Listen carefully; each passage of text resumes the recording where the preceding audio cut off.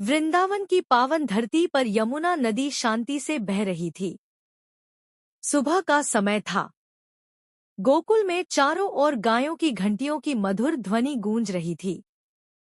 उसी गोकुल में एक नटखट प्यारा सा बालक रहता था, कृष्ण। बाल कृष्ण रोज अपनी माँ यशोदा को तंग करते। कभी माखन चुराते, कभी गायों के बछड़ों को खोल देते। यशोदा मैया उन्हें डांटती, पर उनका दिल इतना कोमल था कि डांट ज्यादा देर टिक न पाती। एक दिन कृष्ण अपने मित्रों के साथ खेल रहे थे। अचानक उन्होंने देखा कि एक बछड़ा कीचड़ में फंस गया है। सारे बालक डर गए, पर कृष्ण आगे बढ़े।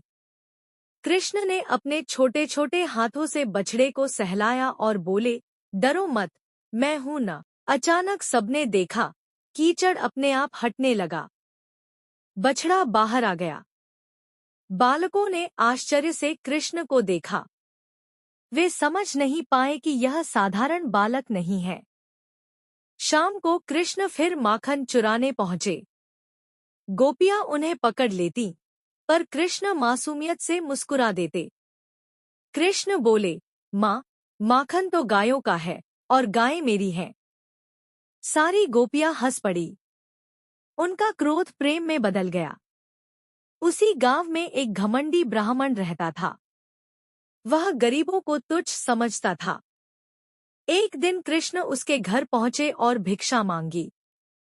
ब्राह्मण ने डांट दिया, भाग जाओ, मेरे घर में तुम्हारे लिए कुछ नहीं। कृष्ण शांत रहे और चले गए। अगले ही दिन ब्राह्मण का सारा अनाज खराब हो गया। उसे अपनी गलती का एहसास हुआ। वह कृष्ण के पास आया, क्षमा मांगी। कृष्ण मुस्कुराए और बोले, अहंकार सबसे बड़ा शत्रु है। एक दिन यशोदा मैया ने कृष्ण को मिट्टी खाते देख लिया। मुंह खोलो, उन्होंने कहा। जब कृष्ण ने मुंह खोला, यशोदा ने पूरा ब्रह्मांड देख लिया, सूर्य, चंद्र, तारे, धरती, सब कुछ। वे घबरा गई। पर अगले ही क्षण कृष्ण फिर वही नन्हे बालक बन गए। यशोदा की आंखों से आंसू बह निकले। उन्होंने कृष्ण को गले लगा लिया। रात को कृष्ण यमुना किनारे बैठे थे। चांदनी चमक रही थी। कृष्ण ने कहा, जो प्रेम करता है वही मुझे पाता है। शक्ति नहीं, करुणा ही सच्चा बल है। वृंदावन फिर शांति में डूब गया। प्रेम और करुणा सबसे बड़ी शक्ति है। अहंकार मनुष्य को अंधा बना देता है। सच्चा ईश्वर वही है जो सबके हृदय में बसता है।